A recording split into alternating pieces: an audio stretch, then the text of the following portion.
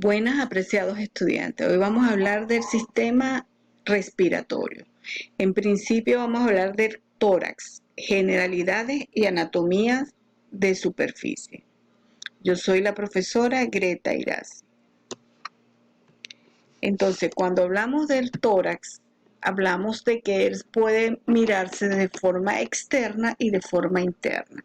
Cuando lo miramos externamente, lo que encontramos es una caja musculoesquelética que se conoce como la pared torácica o la caja torácica. E internamente es una cavidad que contiene corazón, pulmón, esófago, tráquea, timo, nervios vagos frénicos y los troncos simpáticos del sistema vago, el conducto torácico y vasos mayores de la circulación sistémica y pulmonar. Aquí vemos la caja torácica, la parte esquelética y cartilaginosa. Entonces vemos la clavícula, el omóplato, el esternón, el cuerpo del esternón, la apófisis sifoide del esternón, las vértebras con sus anillos intervertebrales y las costillas. Y la parte interna, entonces vemos pulmones, corazón, grandes vasos como la arteria pulmonar, la aorta y la vena pulmonar. Y la pleura, que es la envoltura serosa que envuelve a los pulmones, y el pericardio, que es una envoltura también serosa que envuelve al corazón. Si vemos los límites de esta caja torácica, vemos que desde la parte inferior está limitada por este músculo que se conoce como el diafragma, y en la parte superior entonces encontramos el cuello y parte de los miembros superiores.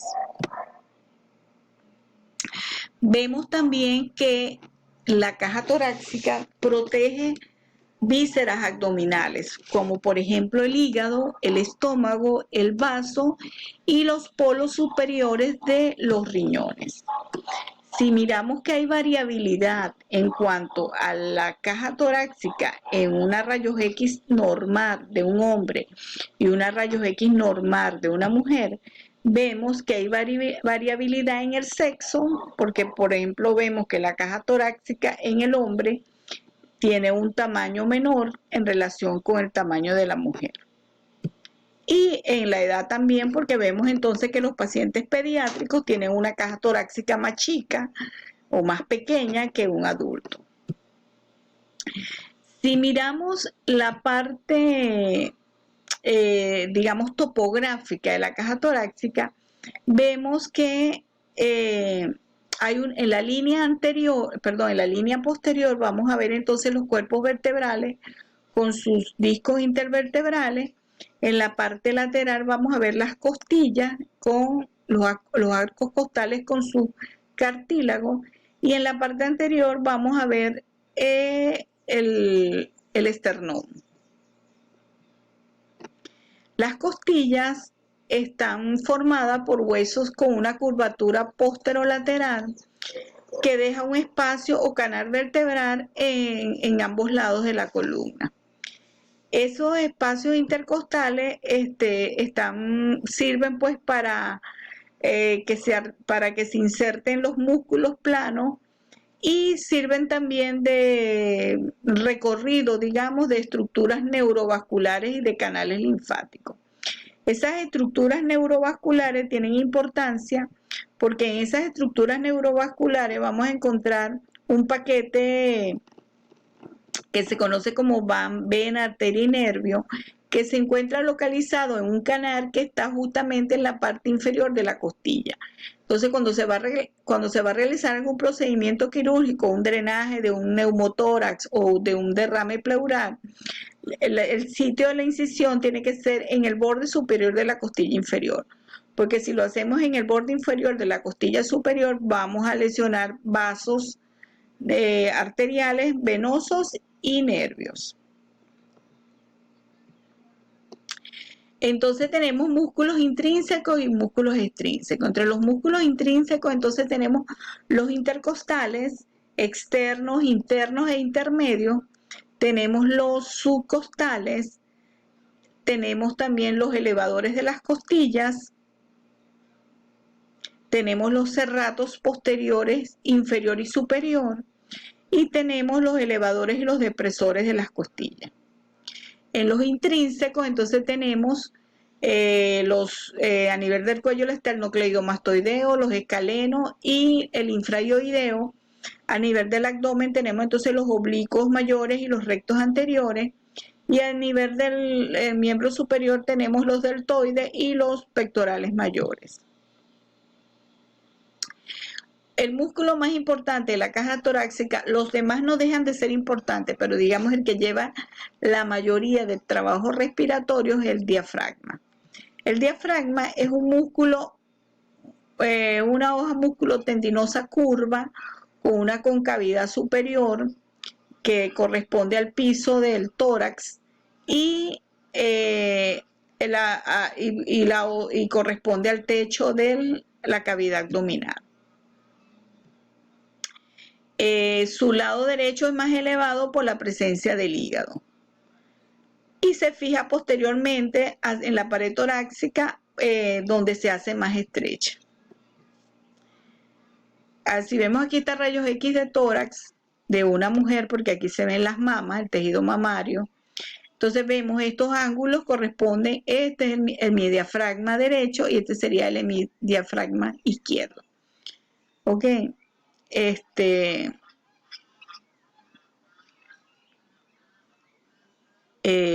Estos serían los ángulos costodiafragmáticos. Entonces el diafragma tiene aperturas porque va a permitir el paso de estructuras que están en el tórax y que van hacia el abdomen. ¿Cuáles son esas aperturas? Tenemos entonces el orificio de la vena cava inferior, tenemos el orificio de la aorta, tenemos donde pasa la columna, tenemos el orificio donde pasa el esófago, la aorta descendente, el nervio vago, los nervios frénicos, los subcostales, el conducto torácico, los troncos simpáticos y los nervios torácicos espláncnicos, las arterias epigástricas superiores derecha e inferior, las venas hemiácicos y hemiácicos accesorias y el conducto torácico. La caja torácica está rodeada de una estructura serosa que se conoce como las cavidades pleurales. Las cavidades pleurales son dos, derecha e izquierda, porque contienen el pulmón derecho y el pulmón izquierdo. Además del pulmón derecho e izquierdo, también incluyen el árbol bronquial, los vasos y nervios linfáticos.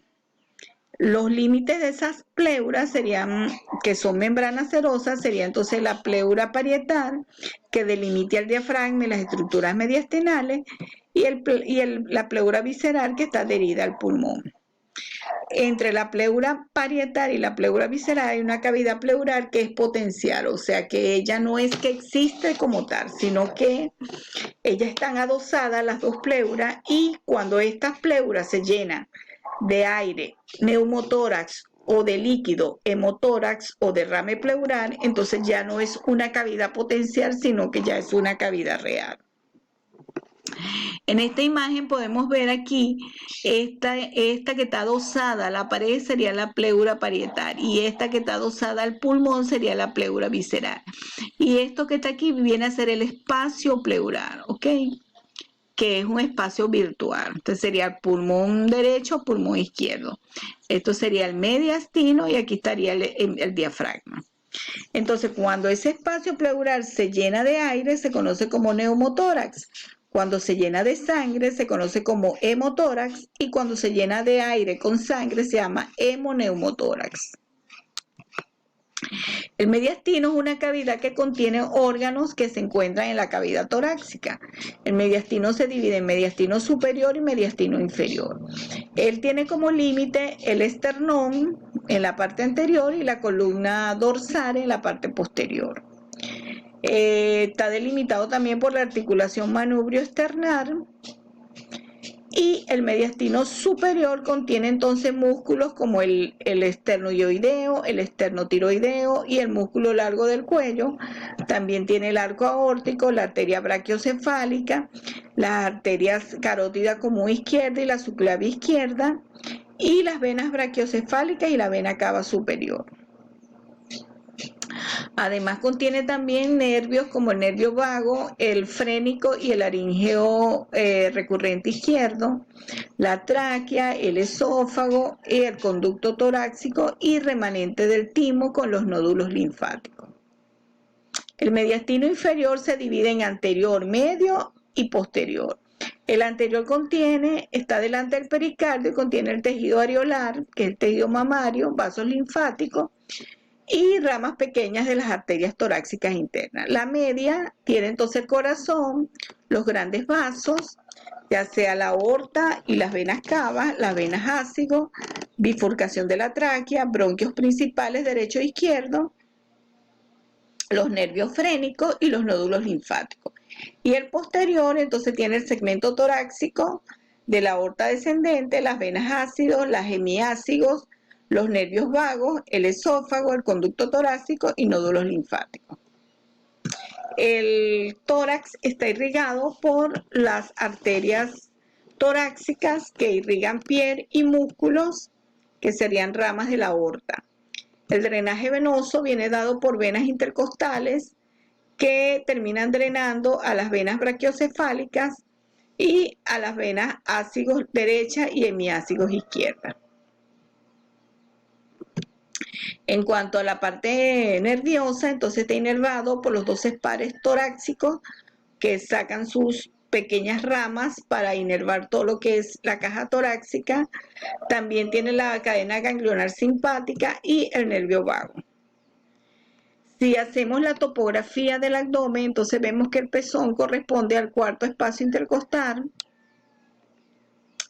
Y si hacemos otra topografía de la parte esquelética, entonces vemos la proyección de la clavícula, la proyección del esternón, la apófisis sifoide, el ángulo costal, el primer espacio intercostal, segundo espacio intercostal, tercer espacio intercostal, cuarto, quinto, sexto, séptimo, octavo y noveno. Estos serían los espacios intercostales. Estas son las costillas y estos son los espacios intercostales.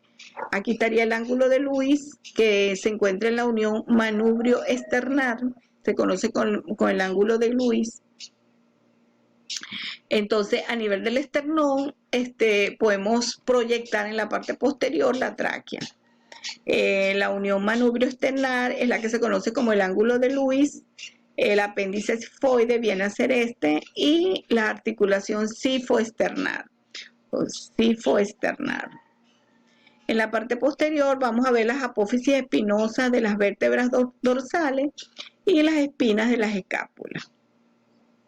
En la parte lateral vamos a reconocer tres líneas: línea axilar anterior, línea axilar media y línea axilar posterior. Si proyectamos el corazón en la caja torácica, vamos a ver que el corazón tiene forma entonces también de pirámide invertida, donde esta viene a ser la base y esto viene a ser la punta.